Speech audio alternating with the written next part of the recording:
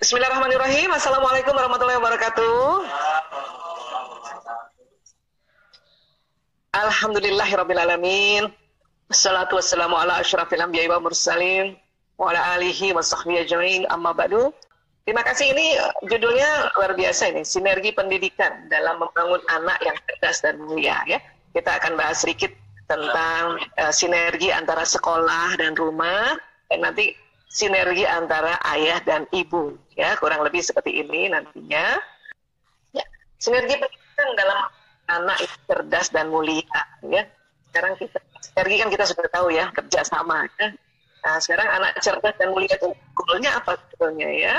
Ya, arti kata cerdas dan mulia menurut Kamus Besar Bahasa Indonesia ini kita perlu tahu juga. Baik, kita jelas nih arahnya mau kemana nih ya. Baik, cerdas. Cerdas ini apa sih? Kalau dalam KBBI itu artinya sempurna perkembangan akal budinya untuk berpikir dan mengerti dan tajam pikirannya, juga sempurna pertumbuhan tubuhnya, ya, nah, tangkas, cepat dan tanggap. Ya. Berarti kan kalau dalam istilahnya sempurna perkembangan, maka ya di dalam perkembangan baik akal budi, kemudian pertumbuhan, tentu ini ya tidak didapati dengan cepat yang namanya perkembangan. Ya, nah, fase SMP ini fase yang paling unik, paling heboh gitu ya. Makanya saya suka rasa memberikan apresiasi yang tinggi kepada Bapak Ibu guru SMP ya, yang luar biasa. Jadi Bapak Ibu guru atau ya mendidik anak-anak SMP ini perlu keterampilan khusus. Makanya kalau ada guru SMP terus kemudian orang tua nggak ngerti perannya guru SMP, waduh, sayang sekali. Karena sekali lagi, jadi sempurna perkembangan. Artinya kalau nanti pas SMP anak-anak kita belum lagi sempurna perkembangannya, ya apa kan berarti nanti kan ada SMA, terus saja, ya. Nah, jadi itu pahami, ya. Jadi kita bertahap ya dalam menyempurnakan perkembangan akal budi ke perkembangan tubuh. Baik, iya, mulia ini apa? Mulia ini bisa di KBBI tinggi tentang kedudukan, pangkat, martabat atau tertinggi atau terhormat. Ya, luhur budi dan sebagainya atau baik budi, ya, juga bermutu tinggi atau berharga. Artinya Ananda ini kan goalnya itu tadi kan cerdas dan mulia. Artinya bukan hanya pangkat di dalam status sosial, tetapi memang dia punya akhlak, dia punya budi, ya, budi bahasa, budi perilaku atau budi pekerti, ya, itu luhur, ya, dan berharga, ya. Jadi ini harus kita tahu dulu goalnya, karena ini judul amanah panitia ya. Jadi kita harus tahu judulnya apa goalnya. Oh, cerdas dan mulia kurang lebih seperti ini dalam Kamus Besar Bahasa Indonesia. Ya. Baik, untuk menuju ke sana, ya, saya mohon izin, pendekatan ilmunya banyak sekali, ya. Tadi Mbak Haura juga itu punya disiplin ilmu yang luar biasa untuk kita bisa ya mengarah kecerdasan kemuliaan. Nah, namun pagi hari ini saya mohon izin untuk pendekatannya adalah pendekatan neuroscience atau ilmu tentang otak, ya, ya. Baik, 1, 2 otak, ya, ya. Oke. Sekali lagi kita siapapun yang pernah belajar biologi ataupun tidak belajar biologi, tetapi harus tahu bahwa di kepala kita, di dalam kepala kita ini ada otak. Allah menciptakan otak. Ada otak besar, ada otak kecil.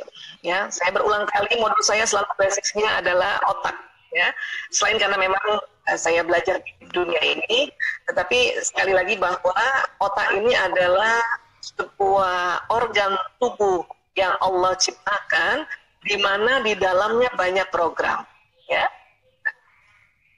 Apa sih di dalamnya sesungguhnya? Ya, sesungguhnya ada ini namanya neuron, ya.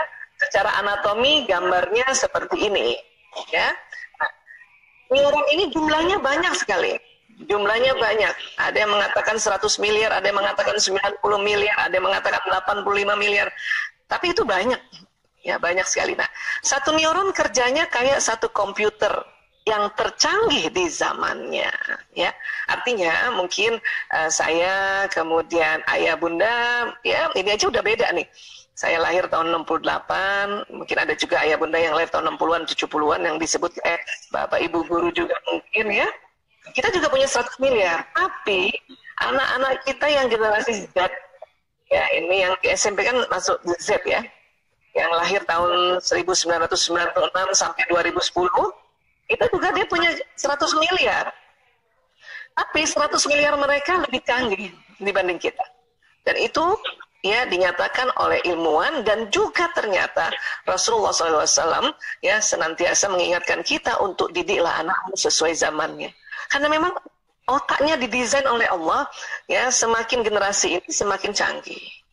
Ya, untuk itu kita stop. Ya, ini pertama yang harus saya ingatkan, kita stop untuk menghina generasi baru. Ya, kita bilangin generasi mecin lah, generasi galowers lah, generasi yang ya lemah lah. Aduh, jangan deh, stop kita ngomong kayak gitu ya.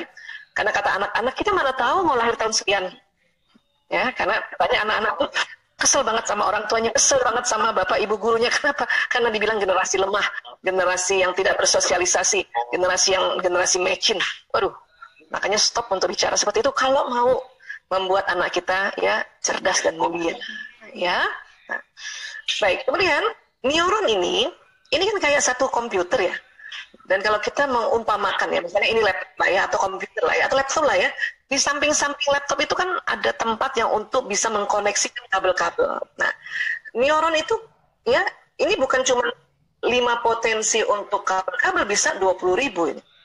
Kalau laptop cuma berapa ya? 5, ya mungkin kalau nanti ada sambungan-sambungan, tapi nggak mungkin 20.000. Kemudian neuron itu ada kabel di sini, yang nanti ini bisa berkoneksi dengan neuron yang lain. Dan di sini akan terjadi proses dan listrik. Makanya supaya nggak flat, itu di neuron ini, kabel-kabelnya ini dilapisi oleh kolesterol atau disebutnya mielin. Ya. Apa yang terjadi sih Bu Aisyah di dalam otak? Dia akan terjadi sambungan-sambungan. Bila seorang manusia mendengarkan sebuah informasi, dia tersambung. Kalau informasinya baru, berarti ada sambungan baru. Kalau informasinya berulang, berarti sambungannya berulang. Kenapa harus berulang? Agar tambah paham. Itulah dalam pendidikan ada gaya atau metode yang disebut repetisi, diulang-ulang. Setelah Bapak Ibu guru apabila sudah menjelaskan, ya kemudian nanti beberapa minggu kemudian ya, dibuat ulangan supaya anak membacanya lagi. Anak yang baca 1 kali dibanding anak baca 2 kali itu berbeda. Mungkin kalau membaca 1 kali baru tahu, baca 2 kali paham. Baca 3 kali sadar, gitu. Begitu juga kalau kita ikut seminar. Kalau kita baru pertama kali seminar atau taklim, pertama kali mendapat informasinya, itu baru tersambung neuronnya. Tapi kalau berkali-kali, ya, nah itu jadi paham. Berkali-kali baru sadar, oh kayak gitu maksudnya. Nah, itu. Ya, itulah juga di dalam kita menghafal Quran ada murojaah. Ya, kita mengulang. Karena dengan mengulang itu akan terjadi penebalan neuron-neuron yang ada di otak kita, masya Allah. Ya, baik. Nah, kemudian ya ini yang terjadi. Lewat mana sih Bu Aisyah mendapat informasinya? Lewat mata, lewat telinga, lewat ucapan dalam ya. Kalau ada anak, kalau misalnya gurunya menjelaskan, anak membaca ulang ya atau mau ngomong dibicarakan ulang, itu dari mulut. Ya, dari penghidungan juga bisa menangkap informasi, dari gerakan, dari tangan, dari kaki, itu mendapatkan informasi lewat persarafan yang nanti bawa ke otak dan terjadi sambungan-sambungan seperti ini, insya Allah. Dan luar biasanya sambungan itu cepat sekali. Ya. Nanti dari otak akan jalan ini kabel-kabel sarafnya lewat tulang belakang. Ya, ini puluhan kabel ini lewat tulang belakang. Nah, orang bilang tulang ya. Nanti dari tulang belakang ini jalan ke seluruh tubuh, wajah, leher, tangan, badan. Ya, kabel-kabel saraf ini disebutnya nervous system, sistem persarafan. Ada sistem saraf pusat, dan ini yang jalan di tulang belakang. Tulang itu saraf pusat. Nanti ada yang keluar dari tulang belakang ini ke seluruh tubuh. Ini punya sistem saraf tepi. Ya. Ya. Baik, nah. Sistem saraf ini kerjanya kayak kabel listrik. Maka apabila seseorang mengucapkan sesuatu, dia jalan. Ya. Makanya mengapa kita setiap melaksanakan atau mengerjakan sesuatu diminta untuk basmalah kan? Bismillahirrahmanirrahim, ya jalan. Bismillahirrahmanirrahim. Dan kalau mau menjadi ibu atau ayah, umi, abi, ibu yang bijaksana, itu harus disebut. Ini namanya niat. Ya. Bismillahirrahmanirrahim. Ya Allah, saya ibu yang bijaksana. Bismillahirrahmanirrahim. Dengan izinmu ya Allah, saya ayah yang bijaksana. Bismillahirrahmanirrahim. Dengan izinmu ya Allah, saya guru yang bijaksana. Ini harus disebut ini. Supaya apa? Supaya otak, badan dapat informasi. Ya, dapat informasi tentang guru yang bijaksana. Ya. Jadi seperti itu. 1, 2 suara saya terdengar? Baik. Ya. Jadi ya apa yang kita ucapkan ini jalan di badan. Dengar Ibu. Nah, ini jalan. Ya. Apa yang kita ucapkan ini jalan di badan. Jadi apa yang kita ucapkan jalan di badan, maka badan ini akan membuat sebuah ya action, akan membuat sebuah amal, akan membuat sebuah perilaku, ya akan membuat sebuah akhlak. Jadi innama amalu bin itu betul sekali. Jadi kalau kita mau bijaksana atau guru bijaksana itu harus diucapkan, baik dilafazkan secara zahir maupun sir gitu. Ya. Untuk itu sholat subuh itu adalah satu momen ya di mana kita suatu sholat ya, setiap bacaan sholat itu jalan di badan dan diminta 5 waktu ya melafazkan doa-doa dalam bacaan sholat itu. Dan tentunya kita perlu tambahkan ya Allah saya ibu yang bijaksana ya. Dalam bahasa Indonesia jalan boleh saja jalan. Sehingga apa? Sehingga badan ini siap dulu menjadi apa yang kita lafazkan ya. Nah kemudian ya di dalam otak itu ada kelenjar yang namanya kelenjar pituitari. Di sini ada hormon cinta dan bahagia ya. Jadi ada hormon cinta dan bahagia di kelenjar pituitari ini ya, bisa distimulasi dengan banyak hal ya. Salah satunya adalah ucapan. Ya Allah, saya bahagia jadi ibunya Lanang misalnya ya. Lanang itu nama anak pertama saya. Saya punya anak 5, 4 laki-laki, 1 perempuan. Yang laki-laki namanya Lanang, Prio, Kakung, Jaler, dan yang perempuan namanya Ragil. Ya. Nah, jadi kalau ya Allah saya bahagia jadi ibunya Lanang, Prio, Kakung, Jaler, Ragil. Nah, kalimat saya bahagia ya Allah itu akan ya, menstimulasi hormon di kelenjar pituitari. Jadi akan keluar nanti lewat pembuluh darah. Hanya pada saat ini, ya Allah, ya kan ini sistem saraf kayak kabel listrik ya, saya ulang lagi ya. Nah, kemudian itu tadi, ya Allah, saya ya atau ibu, saya ayah atau guru yang membahagiakan bagi anakku gitu. Ya, sebutlah anaknya satu-satu kalau perlu ini. Ya. Nah, kalau sistem saraf, dia jalan juga ke otak. Nah, pada saat jalan ke otak karena kita ingin bahagia, maka kelenjar pituitari yang di otak ini mengeluarkan hormon bahagia, masuk dalam pembuluh darah, masuk ke jantung, jantung memompa lagi ke seluruh tubuh. Makanya badan kita mengerjakan sesuatu penuh bahagia. Kenapa? Karena kita sudah setting. Wah, Isa ternyata gampang banget ya. Iya, memang gampang. Cuman kita sering lupa. Makanya dalam setiap seminar saya mengingatkan tentang innamal amalu binniyat ini. Ya, niatin dong kalau mau jadi ibu yang bijaksana. Ayo niatin kalau mau jadi ayah yang bijaksana. Ayo kita berniat kalau menjadi guru yang bijaksana. Ya, makanya dalam Islam dalam semua ibadah ya rukunnya adalah ada yang di awal-awal itu niat. Ya, karena itu harus diomongin, dilafazkan baik secara zahir maupun sir. Sir itu artinya dalam hati gitu ya. Ketika hormon bahagia ini keluar masuk pembuluh darah dan masuk ke dalam jantung, disinilah ya kita di dada kita ini terasa itu bahagianya. Deg-degannya itu asik, bukan deg-degan ketakutan ya. Nah, makanya para ahli saat ini atau ulama yang belajar dan neuroscience sepakat bahwa kalau yang disebut kolbu itu adalah organnya jantung. Itulah sekali lagi kalimat-kalimat yang baik ini harus sering diucapkan. Wah Isa, kalau kita berdoa apakah itu jalan juga? Iya, jalan juga. Apalagi doa itu lebih cepat daripada niat. Ya. Wah Isa, kalau kita sumpahin anak kita, ya kita marahin anak kita, apa dia jalan juga? Jalan juga. Dan anak didengarkan, anak mendengar, ya jalan juga. Hati-hati. Ya, kita bilang sama anak ya, ini anak lagi main gadget, kemudian azan maghrib. Ya, ibu jengkel, ibu bilang sama anak, kamu nih nak, Kalau disuruh sholat susah banget. Ada kalimatnya. Kalau disuruh sholat susah banget. Ini masuk nih. Kalau disuruh sholat susah banget ini. Padahal itu anak sebetulnya sebentar lagi, beberapa detik lagi dia mau simpen dan dia mau pergi sholat. Tapi ibunya bilang, kamu ini anak, kalau disuruh sholat susah banget. Maka ini kupingnya mendengar, kalau disuruh sholat susah banget. Atau ada ibu-ibu kalau marah sama anaknya gara-gara anaknya main, apa dibilang sama ibu-ibu? Main terus, main terus, main terus. Oh, main terus, tambah main dia. Ya, hati-hati bicara. Karena itu jalannya. Oke? Iya. Kamu nih ya, kalau kerjaan tugas lama banget. Nah itu tadi, kalau kerjaan tugas lama banget. Yang tadinya nggak lama jadi lama. Kenapa sih nggak bilang, nah azan, sholat yuk. Ajak dong, sholat yuk. Sholat yuk, nanti denger dia, sholat yuk. Ya bu, ya bu. Bagus lagi waktu kita sampaikan, mata ini anak juga melihat. Melihat ibunya sudah siap. Saya kalau mau ajak anak sholat, saya harus siap dulu. Ya, siap dulu, baru. Itu waktu kecil-kecil ya, sekarang kalau udah besar otomatis dia langsung. Ya nggak usah lihat ibunya lagi. Tapi waktu kecil karena otak ini masih fresh, itulah makanya pada saat kita apa yang kita ucapkan, ya kan nanti anak dengar nih, jalan di sistem sarafnya, ya ada jalan ke badan juga pesan itu. Matanya ini harus lihat juga.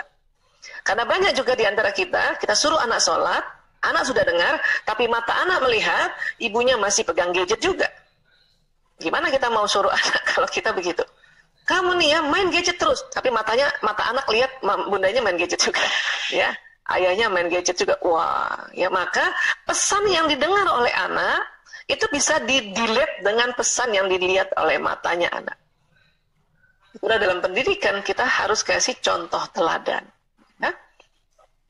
Nah sekarang, kemudian di bagian mana sih di otak yang nanti untuk ajaran-ajaran, pengetahuan, ilmu, ya ini di lobus frontalis bagian depan, terutama yang paling depan lagi belakang ini nih, pas di belakang dahi itu, ya di situ kalau orang tua ayah bunda memberikan arahan pada anak masuk di sini, berikan nasihat masuk di sini, ya bapak ibu guru memberikan informasi masuk juga di sini, memberikan nasihat masuk juga di sini, kita belajar sendiri masuk di sini.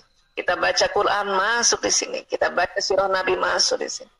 Ya, dan di sini pula nanti untuk bahan dasar perenungan. Pada saat kita sedang merenung melihat sesuatu, ya sekarang lagi musim hujan ya. Pada saat kita melihat hujan ya dari balik jendela kita, ya itu kalau otak kita ini nggak diisi ya tentang ayat-ayat Quran bahwa hujan itu rezeki, maka kita menggerutu, ya menggerutu, kita marah-marahin hujan itu. Tapi karena di otak kita pernah belajar bahwa hujan ini membawa rezeki, maka kita bersyukur dulu. Setelah bersyukur, baru kita memohon ya, memohon perlindungan, kita mendoakan hujan ini ya membawa rezeki, bermanfaat, mohon perlindungan Allah untuk dari hal-hal yang berbahaya. Itu kalau ada isinya otaknya. Tapi kalau nggak ada isinya otaknya, lihat hujan marah, lihat marah, ya kan? Lihat macet juga marah, lihat apapun jadi marah kalau nggak ada isinya. Maka kita nggak akan jadi mulia. Inilah kita pelan-pelan memasukkan informasi itu di dalam otaknya anak. Dan pada saat itu sistem saraf ini neuron tersambung. Ya? Dan tentu bertahap. Memang nanti goalnya sempurna sampai ya nanti umurnya nantilah. Nah sekarang SMP nih lagi ya kita memberikan masukan, harus pilih lingkungan yang baik. Ya. Jadi karena pada saat anak dari pagi sampai sore barangkali dia berada di dalam suatu lingkungan dan lingkungan itu yang dinamakan sekolah, maka kita harus cari lingkungan sekolah yang baik, yang amanah. Ya, paling tidak isi di dalam sekolah itu ya anak-anak yang paling tidak orang tuanya berniat untuk memberikan ya landasan atau ilmu-ilmu yang berbasic ya Islam. Itulah makanya kenapa kita pilih sekolah Islam. Saya mengab tinggi di hari ulang tahun Muhammadiyah, Masya Allah, sudah 40 lebih ya, Masya Allah. Luar biasa. Karena dulu waktu saya sekolah Islam, waktu itu Al-Azhar baru 1, ya tapi Muhammadiyah udah banyak, Masya Allah. Dan anak-anak kami juga, ada 2 anak kami sekolah untuk kedokterannya ambil Muhammadiyah. Kenapa? Karena saya orang yang bersyukur, nama saya ada dahlannya. Pendiri Muhammadiyah Kiai Haji Ahmad Dahlan, maka anak-anak kalau di sekolahnya di kampusnya ada fotonya Kiai Haji Ahmad Dahlan, dia bilang sama teman-temannya kakek gue tuh, kata teman-temannya yang benar iya. Apa Apa buktinya? Ini nama ibuku Aisyah Dahlan. Oh iya ya. Ya, itu saya waktu masih kecil belajar tentang Kiai Haji Ahmad Dahlan, itu bergetar hati saya karena sama Dahlan itu ayah saya gitu ya. Itu cerita idenya ya, cerita serunya ya. Tetapi bahwa pendidikan di Muhammadiyah ini adalah satu organisasi yang bekerja atau mempunyai tujuan untuk pendidikan dan kesehatan ya. Itu sangat luar biasa. Bahkan saya dengar di Australia sudah ada boarding school ya, dibuat, ada rencana buat Muhammadiyah boarding school ya, yang mau anak-anak mau sekolah di luar negeri supaya lingkungannya aman ya, silakan cari ya sekolah-sekolah yang bernuansa Islam. Nah, alhamdulillah di Australia Muhammadiyah nanti dibuat ya, atau sudah barangkali ya. Baik, sekali lagi, nah sekarang ya peran. Nah ini pembagian peran kita lihat kayak gini ya. Jadi sekolah dan rumah ya. Sekolah ini pengajaran, rumah pendidikan, sekolah penunjang, rumah utama, sekolah asisten ahli, rumah penanggung jawab. Kemudian sekolah ini memberikan pengetahuan dan kecakapan. Ya, di rumah karakter, pembangunan karakter. Sekolah transformasi, memberikan informasi dengan ditransfer ya lewat ajaran atau lewat pertemuan-pertemuan. Di rumah penularan, ada nular, harus nular nih. Jadi kalau ia akhlaknya baik, dia nular ke anak. Ayah akhlaknya baik, nular ke anak. Itu di rumah. Ya. Kemudian ya ini kawan di muka, ya kawan canda di muka. Artinya apa? Artinya di sekolah itu memang penggemblengan. Tapi nanti di rumah itu pemulihan dan memberikan motivasi. Kali anak capek banget gara-gara apa? Gara-gara ya di sekolah digembleng, ya kan? Nah makanya di rumah dipemulihkan. Dengerin bunda kalau anak misalnya cerita tentang gurunya, tentang sekolahnya, dengerin. Baik cerita yang mungkin positif atau negatif, itu kan tergantung mood anak saat itu. Dengerin. Lalu terprovokasi, anak cerita bahwa guru saya tuh nggak enak. Oh ibunya langsung cepat-cepat datang ke sekolah dimarahin gurunya. Bukan begitu. Ya, di dalam rumah ini pemulihan dan memberikan motivasi. Ya, memang kepengemblengan. Jadi tinggal ya kalau anak, nah guru aku nggak enak banget, misalnya gitu ya, kita paling oh gitu ya nak. Terus ini aja cerita terus, oh gitu. Jadi kamu kesel, nah emosi dia, namakan dia punya ya saat itu. Oh kamu kesel, iya kesel banget, masa dia begini, nah. Tinggal kalau misalnya anak itu langsung nangis ya sudah peluk aja atau usap-usap belakangnya karena anak SMP itu apalagi laki-laki lebih senang diusap-usap belakangnya. Ya. Nah, ini itu namanya sebagai tempat recovery dan motivasi, ya. Inilah peran dari sekolah dan rumah. Ini sinerginya kayak gitu. Nah, sekarang fitrah peran ibu dan ayah. Gimana sinerginya ini? Ya. Kadang-kadang ibu-ibu suka kesel, "Wah, ayahnya begitu, keras banget." Kita lihat ya. Ibu ini pelaksana harian pendidikan di rumah ya. Ayah penanggung jawab visi pendidikan. Ayah penanggung jawab. Ya, karena penanggung jawab itu ya ayah misalnya mencarikan nafkah atau menjemput nafkah untuk ya nanti membayar tempat pendidikannya gitu. Ibu pelaksana hariannya. Ya. Setiap hari ayah tuh dampingin belajar itu kan ayah juga harus mencari nafkah. Ya kan? Ibu personal of love and sincerity. Jadi ibu ini orang yang penuh kasih sayang dan penuh ketulusan. Memang itu udah fitrahnya. Ya, jadi ibu orang yang penuh kasih sayang dan penuh ketulusan. Ya, ayah bagaimana ayah? Ayah itu man of vision and mission. Bapak atau ayah ini adalah orang yang visi misi. Ya, visi misi. Ayah tuh bukan hanya harian, dia memikirkan ke depannya. Cuman memang karena laki-laki ya tidak seperti perempuan, fitrah yang Allah berikan, maka kadang tidak tampak ayah itu memikirkan tentang visi misi. Itu yang kadang bunda gemes. Ayah mikirin nggak sih sekolah anak-anak? Padahal memikirkan. Jelas ini visi misinya, ya. Ayah memang kadang nggak kelihatan karena itu perbedaan ayah ibu. Nanti kita belajar itu, ya. Baik. Ibu pemilik moralitas dan nurani, ya. Ayah bagaimana? Ayah pembangun sistem berpikir dengan tantangan dan bermain. Jadi para bunda kalau ayah ya mengajak anaknya bermain, kemudian memberikan tantangan-tantangan, ya challenging, aku jangan dimarahin.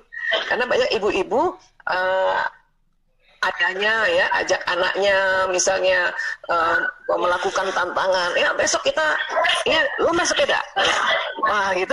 Kadang ibu-ibu suka jangan gitulah ya, besok hujan, nah gitu, sering kayak gitu. Nah bapak-bapak itu suka kesel kalau dia sedang membangun sistem berpikirnya dengan tantangan dan bermain, ibunya ya atau sang ibu itu mengintervensi. Karena kita itu tadi ya, moralitas dan nurani, kasihan ya anak-anak ya gitu ya. Kalau waktu bapaknya memberikan tantangan, ibu selalu bilang kasihan anak-anaknya, janganlah ya gitu.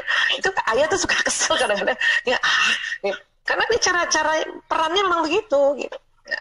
Kemudian apa lagi, ibu supplier feminitas ya, ayah supplier maskulinitas ya. Jadi memang laki-laki itu ya karena maskulin, dia kadang-kadang mengajarkan maskulinitas walaupun anaknya perempuan ya. Nah kamu harus tangguh, nah di luar sana kamu harus tangguh, wah itu kata ayah gitu. Kata ibu, ya kan anak perempuan ya, gak usah tangguh-tangguh banget anak perempuan. Kata ibu begitu, karena ibu adalah ya supplier feminitas ya. Nah kemudian apa lagi, ibu pembangun hati dan rasa, ayah penegak profesionalisme. Misalnya suami saya nih kayak Toto ya, Toto bilang sama anak-anak ya, kamu dokter yang harus menerima apa aja tuh dari klinik atau dari rumah sakit, orang kasih kamu gaji berapa atau BPJS nggak turun-turun, nah itu kan profesionalisme ya, nah, kamu terima aja gitu kata ayahnya ya kan. Tapi kita yang sebagai pembangun hati dan rasa itu juga sedih ya, kasih ya kasihan ya gajinya belum turun ya, nah, itu kan peran kita ibu kan. Kata ayah nggak bisa kadang-kadang gitu ya, tapi kita harus pintar ini bagaimana ya meminta pada ayahnya, ya kasihlah sedikit ya. Ya, kata ayah, ya aku kasih tapi seolah-olah aku nggak kasih. Itu tugas ayah. Ya. Nah, kemudian ibu berbasis pengorbanan, ayah konsultan pendidikan. Artinya ibu selalu ya merasa biar saya aja deh. Yang kerjain PR-nya anak-anak, apalagi anak-anaknya masih kecil ya. Anaknya udah tidur, besok harus dikumpulin PR, biar aja deh. Selalu berbasis pengorbanan. Kalau ayah yang dampingi anak belajar nggak bisa. Ya kalau kamu nggak bisa ngerjain sudah, ya tanggung jawab buat besok. Itu ya. Nah ini peran-peran ayah ini kan memang berbeda dengan kita ya. Ibu sang pembasuh luka ya, kalau anak sedih kok ibu yang maju gitu. Ayah apa, the person of tega, emang begitu. Banyak ibu-ibu lapor sama saya atau konseling sama saya, Bu Esa ayahnya tuh tega banget. Terus ibu maunya gimana? Kayak saya dong Bu Esa, ayah ini kan ya harusnya dia ngerti dong tentang anak-anak ya. Dia justru karena ngerti itu makanya munculnya kayak gitu. Inilah fitrah peran ibu dan ayah yang harus bersinergi. Ya, artinya setiap anak itu mendapat dua sisi ya, gaya pembelajaran gaya pendidikan dari ibu dan ayahnya. Jadi anak itu jadinya sempurna. Kan kita mau jadikan dia cerdas ya. Jadi harus dua sisi ini. Ya. Anak-anak saya kalau ayah Totonya tidak seperti ini nih, wah lembek banget nanti dia. Lembek banget nanti. Ya ayah Totonya tuh tega banget emang orangnya. Ya, pokoknya persis banget ini. Tapi apa yang terjadi ya pada saat anak-anak mendapatkan guru, dosen, atau bos atau pimpinan rumah sakit yang lebih tega atau lebih galak, kata anak-anak, gue udah biasa ditempa ayah gue begitu. Nah kata anak-anak ya. Karena kalau dua-duanya pakai gaya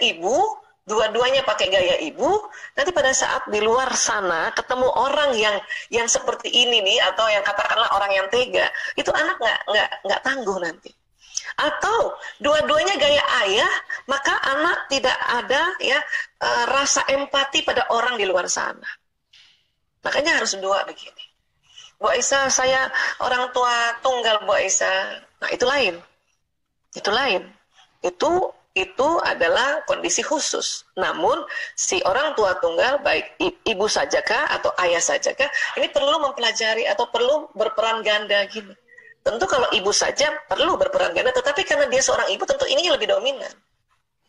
Ya, kalau orang tua tunggal, misalnya dia ibu yang tunggal, misalnya ibu saja, ibu single ya, nggak ada suaminya, apakah meninggal, apakah cerai hidup, ya ibu berperan juga ke ayah seperti ayah gini. Tapi karena ibu itu perempuan, maka ini lebih besar. Mungkin ini 70%, ini 30%. Nah sekarang kalau ayah yang tunggal, single parentnya tuh ayah, ya, memang ayah akan berperan juga jadi ibu, tetapi karena ayah itu yang laki-laki, ininya tentu 70% peran yang ayah, ini cuma 30%. Itulah makanya mengapa pada saat single parents, dan insya Allah ya itu harus doa juga untuk mendapatkan pasangan supaya anak-anak mendapat mendapat pasangan lagi maksud saya ya. Iya. Nah ini oke. Jadi sinergi dengan sekolah kita udah belajar, sinergi dengan suami istri atau ibu ayah kita juga sudah tahu nih kurang lebih seperti ini. Bu Isa, kenapa sih harus ada perbedaan gini? Karena perbedaan otak kita ya. Nah, dari dua peran itu ada satu yang harus disepakati adalah bersikap lembut. Ayah tegas tapi lembut. Gitu. Ya, kenapa dalam surat Ali Imran 159, Bismillahirrahmanirrahim, Fabima rahmatim minallah lintalahum walau kunta fazzan ghalizal qalbi lan faddu min haulika fa'fu anhum wastaghfir lahum wasyawirhum fil amri wa iza azamta fatawakkal 'ala Allah innallaha yuhibbul mutawakkilin. Maka disebabkan rahmat dari Allah lah kamu berlaku lemah lembut terhadap mereka. Ya. Sekiranya kamu bersikap keras lagi berhati kasar, tentulah mereka menjauhkan diri dari sekelilingmu. Ya. Jadi kita diminta apa? Lembut. Ya. Dan Allah ingatkan kalau kita keras dan kasar, mereka menjauh dari sekelilingmu. Ya. Tadi Mbak Haura membacakan CV saya sejak 98 ngurus narkoba. Itu salah satu faktor terbesarnya karena orang tua keras dan kasar. Keras dan kasar ya. Kalau ayah tadi kan bukan diminta keras ya, tapi disiplin, tegas, tangguh, tapi tetap lembut. Ya. Nah kalau orang tua keras dan kasar, anak menjauh. Nah pada saat menjauh, itulah di sana di luar rumah itu penuh semua bara bandar narkoba, ya mafia pornografi, mafia perjudian, ya kelompok-kelompok LGBT. Hati-hati makanya diminta untuk lembut. Bu Aisyah, saya sudah lembut, tuh anak masih songong, masih ngeselin. Nah ini dia, fa'fu anhum wastaghfir lahum. Karena itu maafkanlah mereka, mohonkan ampun bagi mereka. Ya, wasyarwirhum fil amri, dan bermusyawarahlah dengan mereka dalam urusan itu. Jadi baru musyawarah. Ya. Kemudian ditegaskan lagi oleh Allah sini. Kemudian apabila kamu telah membulatkan tekad, ya dalam musyawarah itu sudah ada keputusan, maka bertawakallah pada Allah. Sesungguhnya Allah menyukai orang-orang yang bertawakal kepadanya. Ayah bunda pada saat bermusyawarah sama anak-anak, kemudian sudah didapati keputusan yang win-win solution ya, itu udah bulatkan tekad dan tawakal pada Allah. Hasilnya tawakal. Misalnya bunda sama anak nih, nego untuk anak bermain game di dalam gadgetnya. Kata bunda 1 jam aja, kata anak mau langsung main 1 jam bun, misalnya gitu ya. 4 jam loh bun, lama banget 4 jam. 1 jam aja, itu harus negosiasi, dicari titik tengahnya, ya.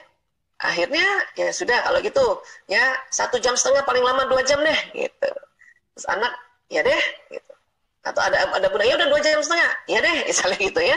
Ya bundanya yang agak ngalah dikit, ya nggak apa-apa juga. Tapi habis itu tawakal.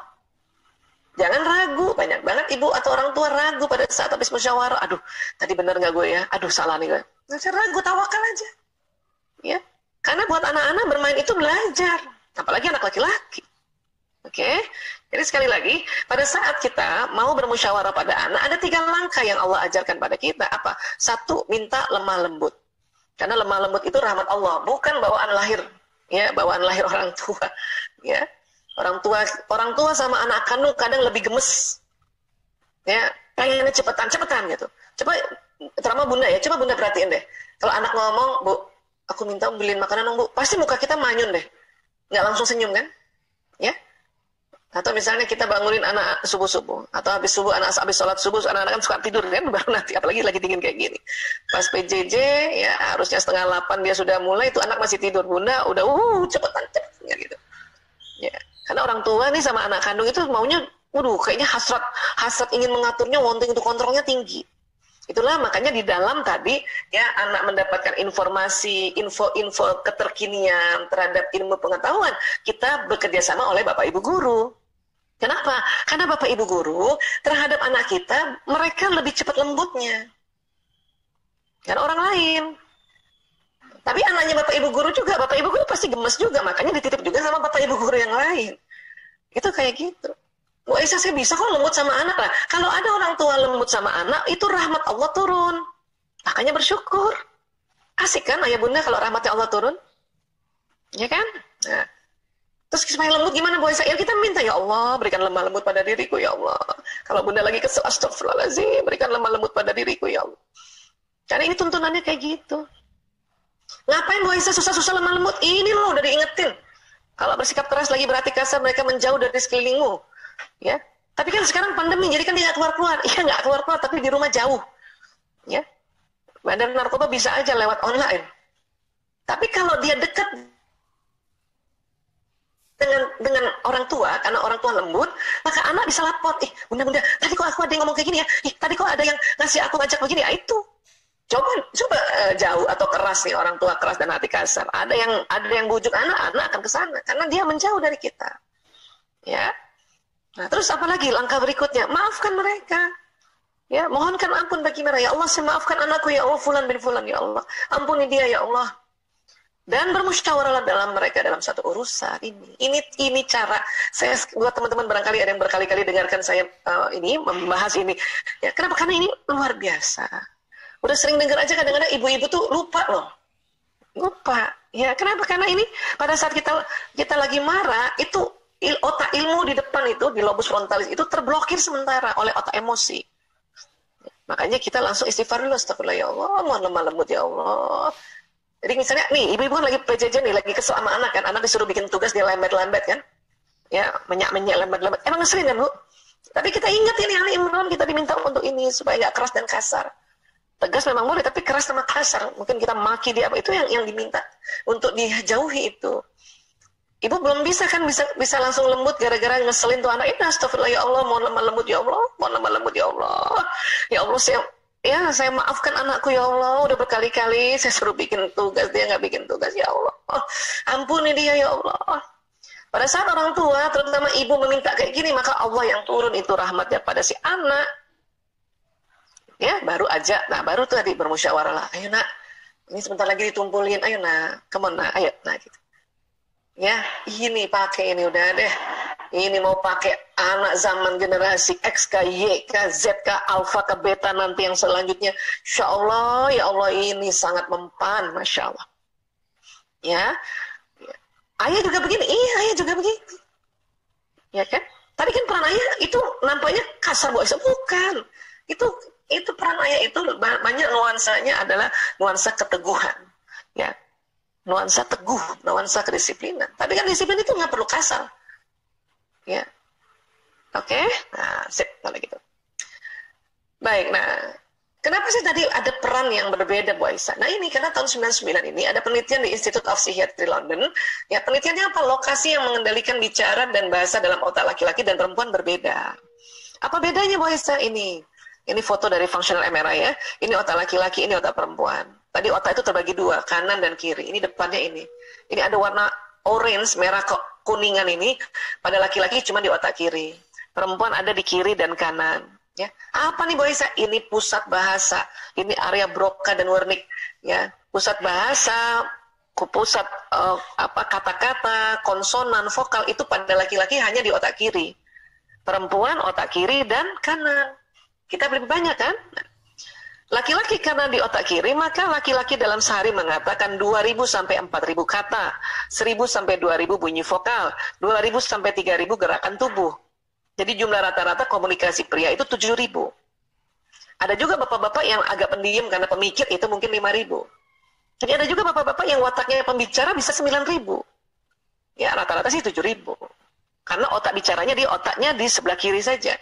Perempuan ya dalam sehari mengatakan 6.000 sampai 8.000 kata karena otak bicaranya kiri kanan ya, otak bicara kiri kanan. Kemudian ya bunyi vokalnya 2.000 sampai 3.000 ya. Kemudian gerakan tubuhnya 8.000 sampai 10.000 gerakan tubuhnya. Jadi rata-rata jumlahnya itu adalah 20.000.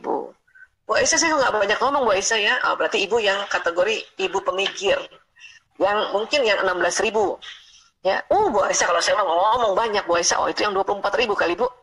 Ya, nah lihat, ini perbedaan inilah yang tadi makanya mengapa ibu itu adalah pelaksana harian. Kenapa? Karena sanggup dengan 20.000 kata ini sebagai pelaksana harian. Untuk apa? Untuk dampingi anak belajar, untuk nasehatin anak, untuk mengerjakan pekerjaan-pekerjaan rumah. Ini kan termasuk gerakan tubuh nih. Ya, nah kenapa? Karena Wanita bila dalam sehari komunikasi kurang dari 16.000 kata, ya ini termasuk bahasa tubuh ya, gerakan tubuhnya ya, maka tidur malamnya tidak nyenyak. Itulah Bun saat ini karena ini apalagi anaknya masih kecil ya, yang SMP aja masih didampingin nih ya. Karena pembelajaran jarak jauh, karena PJJ saat ini sangat efektif, karena kondisi dunia ini ya Allah ya Rabb, ya masih pandemi. Tolong disadari Bunda bahwa Bunda itu sanggup bisa dan kudu harus ya sebagai pelaksana harian pendidikan. Ingat baik-baik ya, apapun yang kita ajarkan pada anak dan anak pakai itu seumur hidup, maka amal jariahnya mengalir pada siapa yang ngajarin. Misalnya ibu ini nih, bundanya ngajarin ABC dan 1, 2, 3, 4, seumur hidup anak ini pakai ini ABCD dan angka, maka amal jariahnya mengalir ke ibunya gitu. Itulah makanya kita nih saat ini nih Allah minta semua amal jariah sekarang lebih banyak ke orang tua. Ya, orang tua. Karena tadi kan peran sekolah kan memberikan transformasi ilmu saja, hanya memberikan atau mengirimkan atau memindahkan informasi. Ya cuman ya itu tadi dikasih tahu informasinya. Tapi ibu yang membuat pendidikan karakter, orang tua pendidikan karakter, dan orang tua menulari. Gitu. Ya, nanti kita lihat bagaimana kok bisa nular ya. Nah, kemudian ini otak di samping kiri ya, ada otak besar, ada otak kecil, ini dibelah, ini ada korpus kolosum ya. Korpus kolosum ini otak di bagian tengah yang menghubungkan otak kiri kanan ya. Nah ini kurang lebih seperti ini kalau 3 dimensinya, nah, kayak gini nih, ini korpus kolosum namanya. Nah, laki-laki ada korpus kolosumnya, perempuan ada korpus kolosumnya. Ini yang menghubungkan otak kiri dan kanan ya. Tapi ada perbedaan ternyata, Allah mendesain berbeda ya. Apa perbedaannya? Menurut Dr. Roger Grosky PhD, seorang ahli neurologi dari Universitas California di Los Angeles, menegaskan bahwa otak perempuan memiliki korpus kolosum yang lebih tebal. Artinya otak kiri kanannya perempuan kan lebih tebal, lebih banyak sambungannya kan? Nah, karena lebih tebal itulah wanita mampu mengerjakan berbagai pekerjaan yang tidak saling berhubungan dalam satu waktu. Ya Allah, kita dikasih korpus kolosum lebih tebal nih para bunda, para ibu-ibu, para perempuan. Untuk bisa begini nih, multitasking kayak gini, Masya Allah. Artinya kan kalau sekarang PJJ anak-anak di rumah harusnya kita bisa. Cuman kalau kita nggak tahu, makanya suka ngeluh. Aku lagi, semuanya aku. Namanya pelaksana harian, pelaksana harian. Ya kan? Nah, ini kita punya kayak kemampuan ini anugerah dari Allah. Tahu dulu, sehingga dengan tahu faham, dengan faham sadar. Ya, kalau sadar makanya ikhlas melakukan apa-apa. Inilah saya sering banget sosialisasi ini. Mungkin ada beberapa ayah bunda teman-teman sudah pernah dengar, diulang-ulang sengaja biar tambah oh iya ya diingetin kita kalau ya kadang-kadang ini ibu-ibu nih kita memang harus sering ulang-ulang supaya apa? Tambah paham, tambah ngerti, tambah sadar ya. Kemudian apa lagi? Jadi kayak gini nih, makanya di luar negeri ini orang-orang dengan sadar, karena hasil riset itu duluan di luar negeri itu tahun 99-2000, Indonesia baru masuk 2006. Ya, mereka dengan sadar, pokoknya saya kerja, apalagi sekarang working from home, mereka senang banget. Ya udah gendong aja anaknya diajarin, anak-anak kayak gini diajarin. Waktu kita sampaikan nak, ya bunda ini sambil kerja ya, tambahin bunda ya nak ya, mau anak. Nah, dari kecil dia udah tahu tuh rapatnya komisaris dan sebagainya. Ya. Oke, nah, laki-laki bagaimana korpus kolosumnya? Korpus kolosum laki-laki kan lebih tipis ya. Maka otak laki-laki dibuat untuk pekerjaan khusus. Pada saat laki-laki fokus pada pekerjaan di depannya, setelah 10 menit ke atas, otaknya konsentrasi dan pendengarannya menurun. Makanya laki-laki hanya dapat mengerjakan satu pekerjaan dalam satu waktu. Cuman cepat banget fokus setelah 10 menit ya, setelah 10 menit. Ya, itulah ketika pria membaca koran, baca buku, pegang gadget, nonton TV, pria tidak mendengar apa yang dikatakan wanita. Itulah tadi dikatakan ya, bapak atau ayah ini ya ini penanggung jawab pendidikan karena dia memang harus kerja. Dan kalau udah kerja gini, misalnya dia kerja di rumah ya, working from home ya, itu sudah 10 menit fokus ke sini. Bunda titip anak belajar di sini, bapaknya cuma bisa nemenin karena otaknya fokus ke sini. Nggak apa-apa juga, tapi bunda harus paham bahwa oh suami saya bukannya tidak mau memperhatikan anak, dia lagi konsentrasi ke sini. Itulah makanya juga bapak-bapak kalau dipanggil 1 kali 2 kali nggak jawab, nanti panggilan ketiga atau keempat baru jawab. Bukan sengaja, tapi memang otaknya konsentrasi. Saya mau bilang begini supaya para ibu, para istri gak usah buang energi kesel gara-gara ini, percuma. Ini fitrah soalnya. Saya bisa paham, ya, kita pernah kesel gara-gara gini. Saya pun juga begitu. Ya, saya menikah 92, 9 Februari 92. Besok itu kami 29 tahun pernikahan. Saya tahu otak laki-laki begini 2006. Dari 92 sampai 2006 hanya sakit hati, kesel, marah gara-gara ayah, baru nengok. Ya, saya pikir dia nggak pernah perhatikan aku. Tuh kan, gadget aja yang dia perhatikan. Kita mikirnya gitu. Padahal memang dia nggak dengar, dia lagi konsentrasi. Sudah 10 menit otaknya fokus ke depan. Makanya pas tahun 2006 saya tahu ini, ya Allah, ampuni saya ya Allah. Saya minta maaf sama suami. Aku minta maaf ya. Sejak 92 sampai detik 2006 itu ya, bertengkar atau kesel gara-gara ini. Si suami juga baru ngerti, oh iya ya, otak aku kayak gitu. Padahal kami dua-duanya dokter loh. Ya, itulah makanya kenapa ilmu harus diupdate terus. Karena ada riset-riset ya. Riset-riset otak manusia yang luar biasa. Dan itu ada di neuroscience. Ya, makanya kalau kita udah tahu kayak gitu, maka oke lah, memang manggilnya 4 kali. Tapi coba sambil terus tahan senyum. Ya, ayah, halo, ayah. Gitu. Supaya apa? Supaya tidak buang energi karena kekesalan yang percuma. Oke? Nah, ini harus paham ya. Atau misalnya seorang suami lagi fokus, ibu di belakang cuma ngomong sekelebatan, ayah makan. Cuma sekelebatan, dia nggak dengar. Karena sudah 10 menit. Lain kalau baru 10 menit buka laptop, belum sampai 10 menit dia masih dengar. Setelah 10 menit fokus, konsentrasi, pendengaran menurun. Nanti kita marah lagi. Ya. Ayah gimana sih dari tadi dipanggilin makan gak makan-makan, ini kasihan anak-anak makan duluan. Kata suaminya, kata si ayah, kapan manggilnya? Ini yang sering terjadi nih, hati-hati. Ya, baik. Nah, penglihatan juga, perempuan ini memiliki jangkauan penglihatan yang lebar, walaupun ke depannya pendek. Laki-laki lain, laki-laki memiliki penglihatan seperti terowongan. Laki-laki tuh lihatnya lurus dan ke depannya panjang, cuman kiri kanannya nggak bisa. Ini lagi yang membuat perempuan ini memang dengan mata seperti ini, ya, jago menjaga sarang, menjaga rumahnya. Laki-laki dengan mata seperti ini jago di luar rumah. Untuk apa? Ya, ini berburu, ini mata berburu namanya, mata hunter. Berburu nafkah. Ya kan sekarang nggak di hutan, Bu Isa. Iya, tapi kan sekarang berburu antara rumah ke rumah, antara office ke office, antara rumah ke sekolahan. Kalau kita misalnya para ayah bekerjanya di sekolah, itu kan berburu namanya. Nah, dalam berburu itu pakai kendaraan, pakai motor, pakai mobil. Laki-laki tuh jago banget kalau udah bawa mobil, bawa motor, itu lihat ke depan tuh lebih jago dari perempuan. Perempuan lihat kanan kiri yang jago. Kenapa? Karena perempuan memang diminta untuk jaga rumahnya. Itu juga perempuan, makanya tadi sepian orang yang penuh dengan kasih sayang dan tanggung jawab dan juga ketulusan. Kenapa? Karena perempuan bisa jaga rumahnya kanan kiri. Lagi gendong anaknya, nyusuin anaknya, matanya dilihat anak lagi nyusu, tapi mata kiri kanannya masih bisa lihat kanan kiri. Jadi kalau ada orang datang, si bunda udah tahu siapa tuh di luar, nah, gitu kan? Atau lagi masak, matanya fokus di kompor dimasakan, ada tikus lewat, ada kecoa lewat, bunda ngerti langsung, aduh itu tikus, nanti aku bongkar di situ, tuh tikusnya ngumpet di situ. Nah kayak gitu. Karena memang kita diberikan kemampuan yang luar biasa ini oleh Allah. Ya. Nah, perempuan lebih mudah mencari barang di kulkas dan dimanapun. Tapi laki-laki susah cari barang. Ya. Kenapa? Karena laki-laki lihatnya ke depan. Bun, telur mana bun telur? Atau bun, kacang mana kacangan gitu ya. Susu mana bun susu? Laki-laki nyari yang depan. Kata bundanya, ada di kulkas nak. Nggak ada bun, ada nak. Nggak ada bun, ada nak. Datang ibunya, nih apa? Loh, ada ya? Dan ibu-ibu kalau marahnya sama seluruh dunia itu. Makanya kalau cari pakai mata, jangan pakai mulut. Begitu awalnya kalau belum tahu.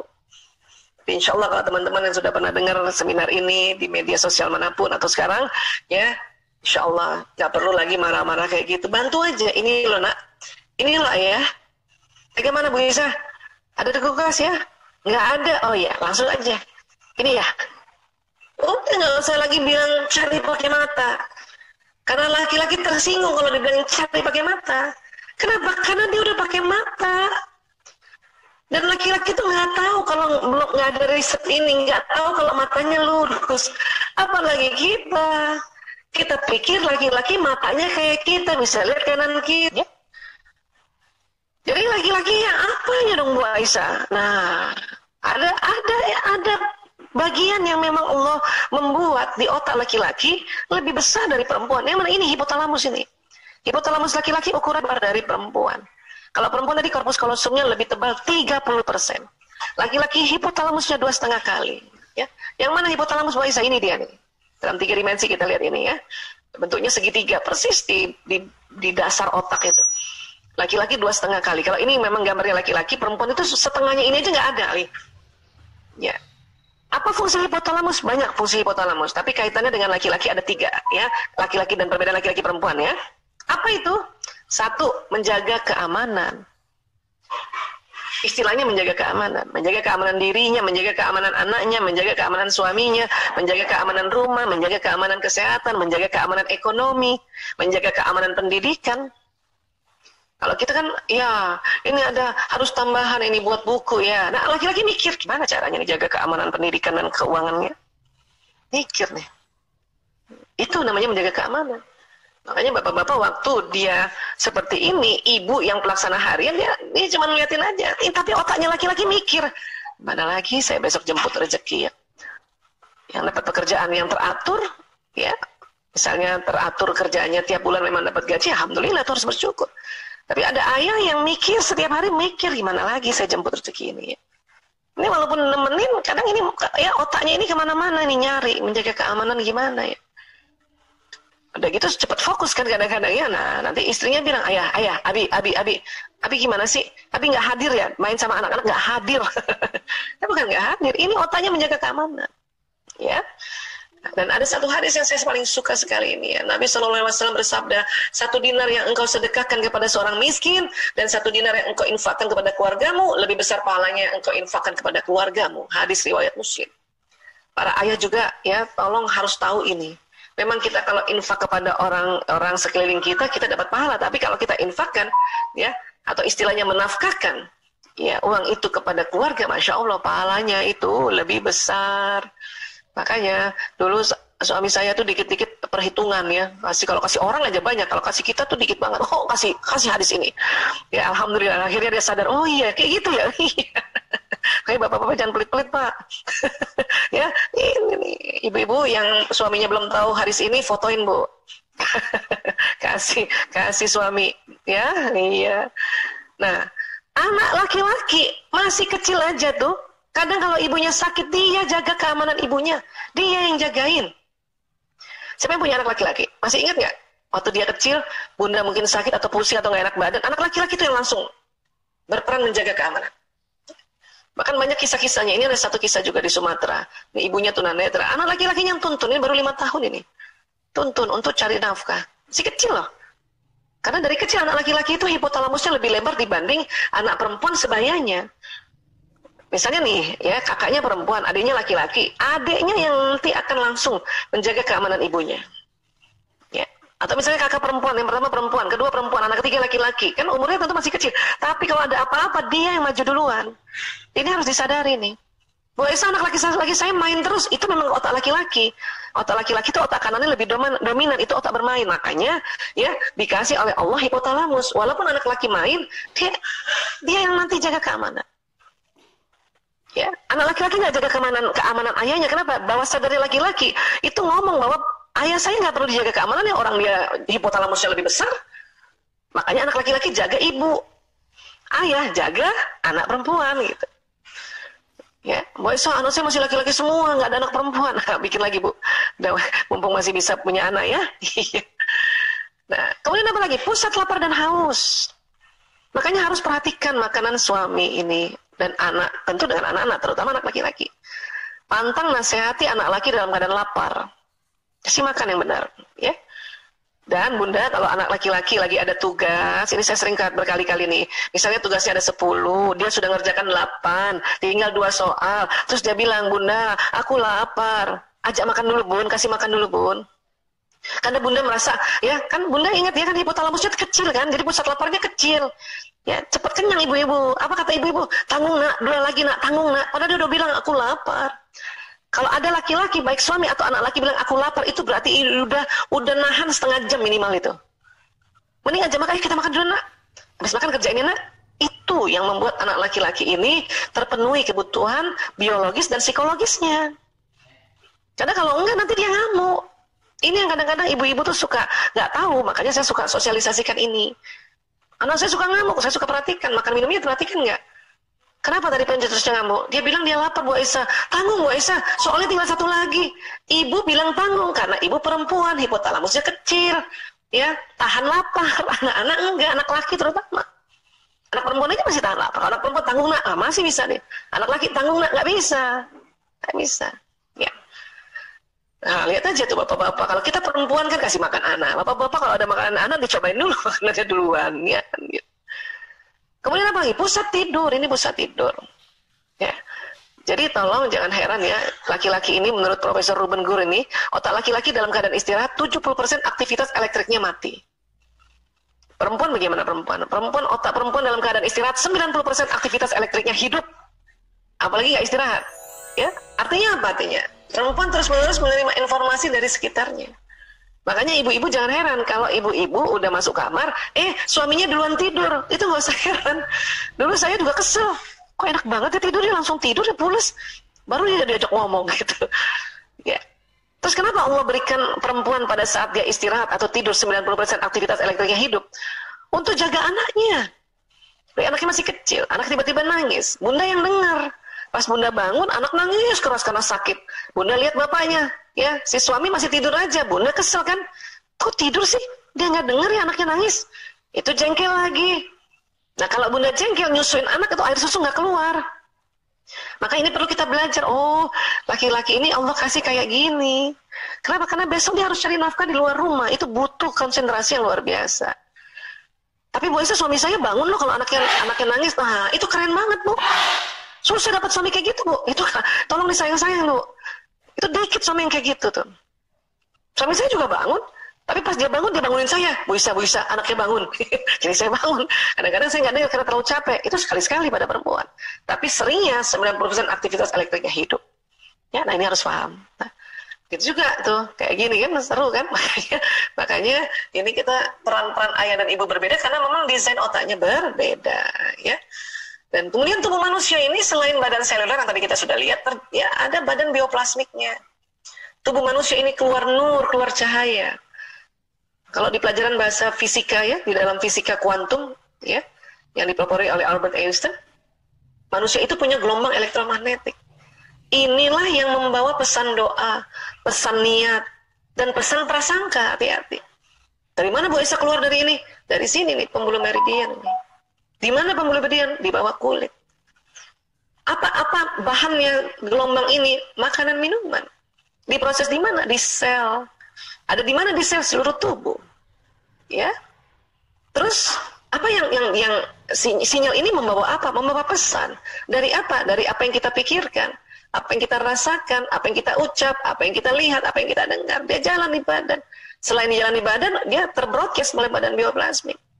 Itulah tadi saya bilang, orang tua itu penularan. Kalau bunda dampingin anak seperti ini, bunda keselnya nggak cepet-cepet dirilis atau tidak cepet-cepet move on, keselnya nyamber ke anak, nular ke anak 3 kali kesel. Kok 3 kali Bu Aisyah? Iya, karena sumber untuk memproses energi, baik energi badan seluler dan energi bioplasmik, itu di mitokondria yang biru-biru ini. Jadi makanan minuman nih, kalau kita makan minum, nanti di sel, ya setelah dicerna oleh mulut, dicerna oleh lambung, masuk usus dicerna lagi, kemudian diserap oleh darah, kemudian masuk di sel-sel tubuh, karbohidrat itu nanti diproses di mitokondria, karbohidrat. Lemak diproses di lisosom. Protein diproses di titik-titik ribosom ini. Mineral, air, dan sebagainya, vitamin di sini nih, yang abu-abu ini.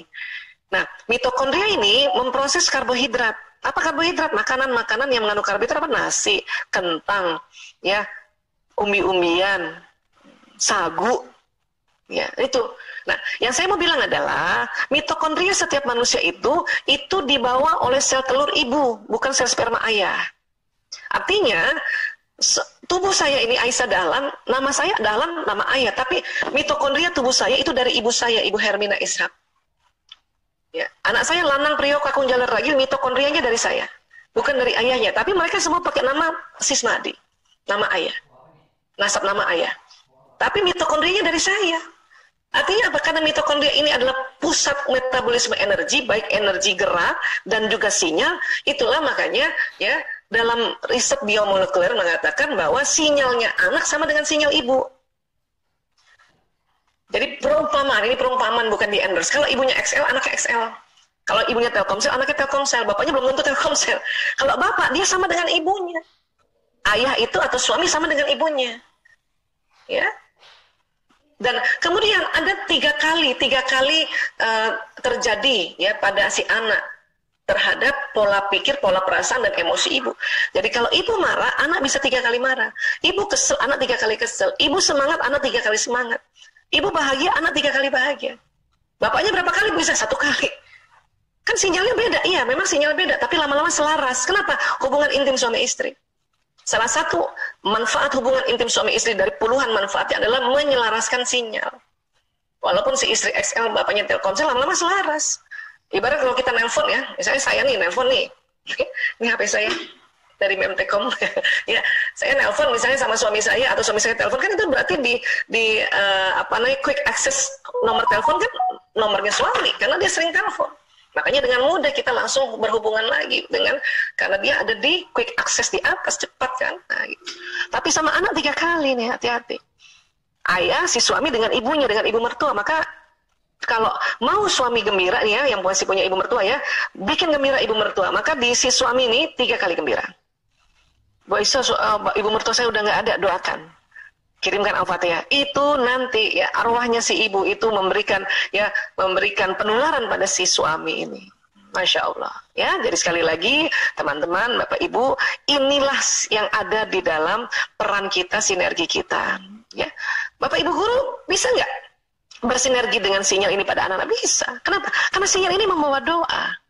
Tapi kan kita beda. Iya, memang beda. Tetapi kan tetap frekuensi gelombang bisa dicunkan atau bisa disampaikan. Sebagaimana ya kita punya gadget. Gadget ini kan ngikutin cara kerjanya manusia. Bagaimana caranya untuk menyambungkan gelombang ini? Doakan. Itulah buat Bapak Ibu guru misalnya mau mengajarkan kelas 7 nih atau kelas 8, kelas 9, Bapak Ibu tahu kan 9 apa yang mau diajarkan? 9A. Ya Allah, saya kirimkan Al-Fatihah ini untuk semua siswa-siswiku 9A. Muhammadiyah 31 Al-Fatihah. Itu nyambung itu. Tanpa terasa anak-anak terasa sayang sama guru ini, sama bapak guru ini, ibu guru ini. Oke, nah inilah ya, mudah-mudahan ini bisa memberikan gambaran walaupun ini baru sedikit, ya nanti kita perdalam lewat